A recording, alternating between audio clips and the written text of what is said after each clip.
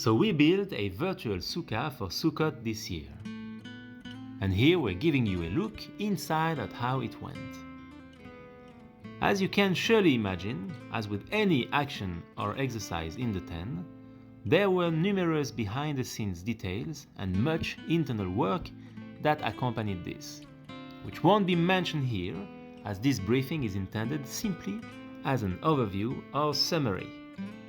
Besides, even given the same basic idea and material, every tent's journey and outcome would be different, and probably quite different. What you've been seeing on the screen is the chat group we dedicated to building our sukkah, in order to keep all of our sukkah building activities in one place. And to kick things off, we found and publicized an excellent site for building our sukkah, and the friends began stirring with possibilities. And here, to give some perspective, because we didn't know where or how this would end up at the time, but in retrospect, here's a look at the sukkah components that emerged and how it all got put together. Also, here's a collection of materials, tools, furnishings and provisions that became involved as well. In addition to our sukkah site, we also had a staging area where all materials and tools and everything were introduced first, before being taken to the construction site. And here's where the most important part of this whole exercise comes into focus. Every material and every item involved or introduced and every action taken had to have a stated intention or desire behind it. Nothing could appear or be moved or be done at all without the friend or friends including their intention. Also, initially, as we were caught up in the excitement of building our sukkah, we'd sometimes have to remind one another to include an intention in every act, such as with the notes on this graphic here.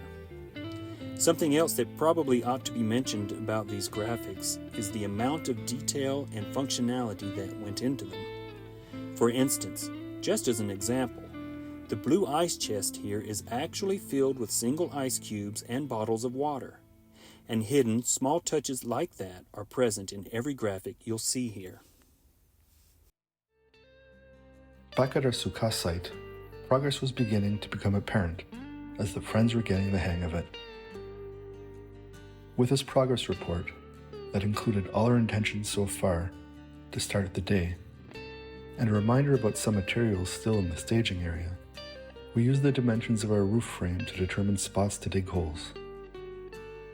And from that point, we were pretty much off and running.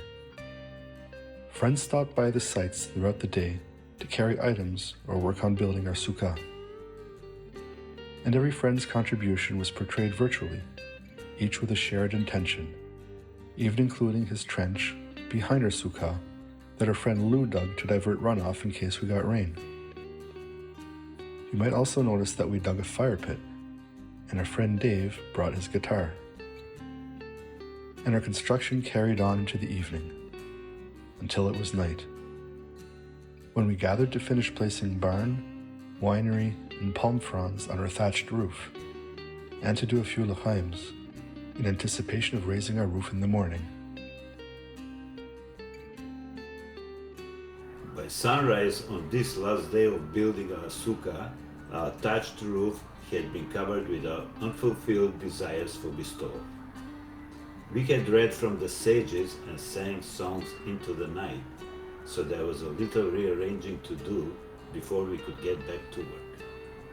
There were final few items to bring up to our sukkah site as well, so a couple of friends brought those along to the site as we all had assembled there and had cleared the way for raising our masach.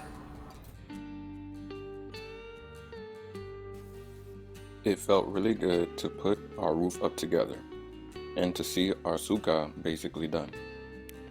But we only had until sunset to be completely finished, and there were still some finishing touches left to make and some arranging left to do.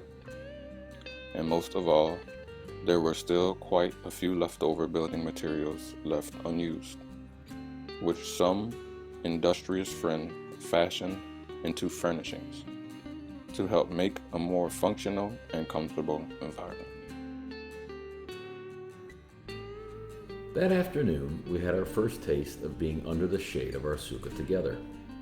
And by now, all materials had been incorporated and infused with desire and intention, except for a last bit of rope that some friends used to decorate the front of our sukkah. With that, our sukkah was complete, and as evening came, we gathered in the warm embrace of love of friends.